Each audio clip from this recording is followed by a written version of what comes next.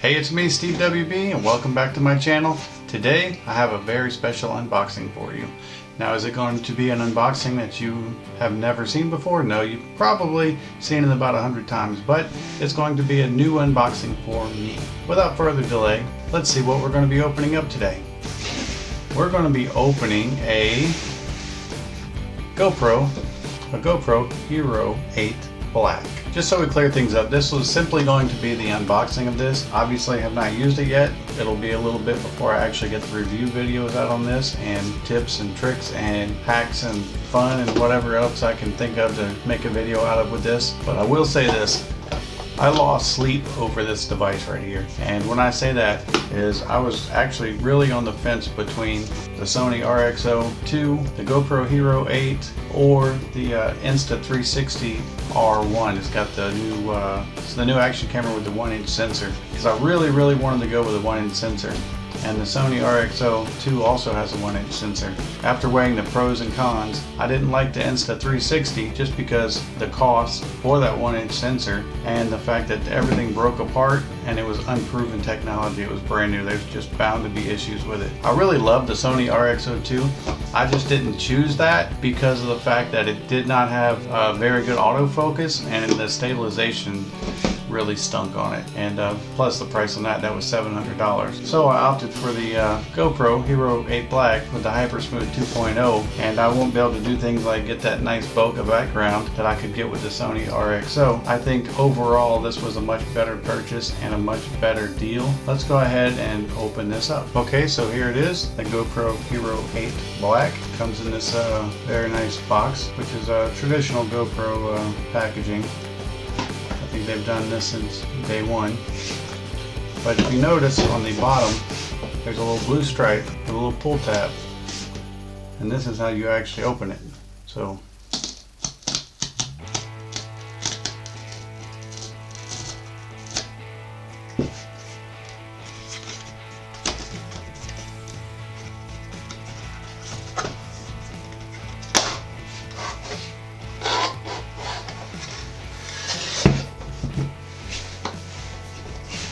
so the first thing we'll do is lift a little rubber tab off the back, remove the clip mount, and this is just I'm guessing throwaway part of the packaging. So let's see what's inside this box. You get the GoPro Plus sign-up card. Instructions for signing up for their $5 a month, access to half-priced items, and insurance for your GoPro. And then these are the unpackaging for instructions. I guess this is like a quick start guide. Two lovely GoPro stickers if you want to put those somewhere to advertise the fact that you have an expensive camera on you and maybe somebody will want to rob you. That's what I call stickers anyway. You post them everywhere and it just tells everybody what you have on you. So 2 stickers. 1 instruction manual, probably in 30 languages, and then we're going to open this up, and we have a data / charge cord with GoPro's logo stamped. You have a bracket mount with an actual concave to it for non-flat surfaces. And you have a GoPro battery. Now, from what I've seen, the GoPro 8 batteries have this blue little tab on the bottom, and that is just to indicate that this is a GoPro 8 battery. Yes, this battery I believe will work in your 5, 6, and 7 as well. But if you put the 5, 6, or 7 battery inside the GoPro 8, all the functions will not work. I guess this battery has a higher discharge rate, so if you're like running 4K 60, it will have enough juice to power this to where if you use a different battery, your GoPro is just going to fault out and freeze up or shut down. It's important to use this battery with your GoPro if you want to have full function. So this is going to be everything that you get right here. Okay, so this camera, I bought it through GoPro's website directly, and they are running a special special or a program right now called the GoPro Trade Up program. And what it is you can trade any digital camera in any shape, whether it's destroyed, as long as you have all the pieces, or fully functioning, or the first digital camera ever made. And what you do is you put that in a box and they give you a label, and you put that label on there and you ship it to them for free. Well, then once it gets to them, they evaluate the camera just to make sure that you actually sent them a camera, and then they will take $100 off the price of this $400 camera. So essentially you get it for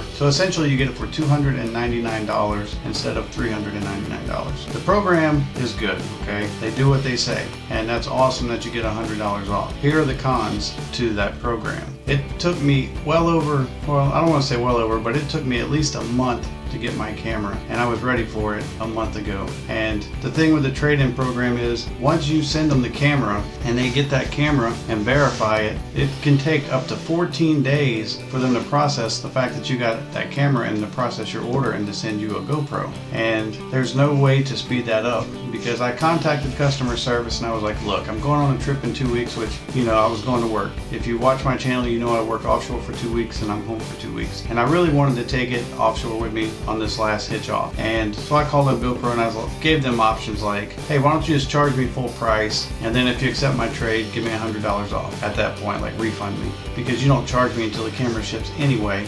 But they don't want to do anything like that. So the trade program is kind of flawed in the fact that you have to wait a week, or in my case, I live in Florida, so I had to wait a week for my GoPro to ship to California. Then once it got there, then you have to wait up to 2 weeks for them to process your order and to process the camera that you sent them. And then it takes a week for them to ship it back to you. So it takes easily a month. And to me, I just don't know if it was worth the $100 to wait a full month for this camera. I would have almost assumed just paid the $100 and had it when I needed it right away. And of course I still need it and I'm going to use the heck out of this thing. But it's just like, if you're spending $300 on something, you want that instant gratification. You want it now. You want to use it now, because if you're like me, you'll toss and turn at night thinking about it. Oh man, when's it coming? When's it coming? You're checking shipping numbers and you're tracking. And with me saying that, that's another thing. They were supposed to give me email confirmations as to when my camera shipped and when my camera was processed, and I received 0 emails from GoPro. Their communication was horrible as far as where my camera is and the status of my order. I had to keep contacting them to get updates, which was another flaw. And another odd thing with this is whenever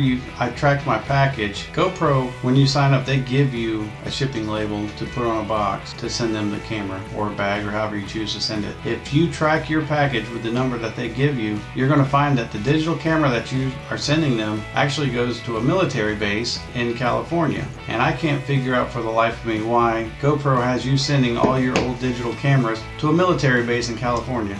So that generated another phone call between me and GoPro, because I'm like, hey, did my camera go to the right place? Because when I tracked it, it says it arrived at so-and-so military base. That's where it was supposed to go. Why? I have no idea.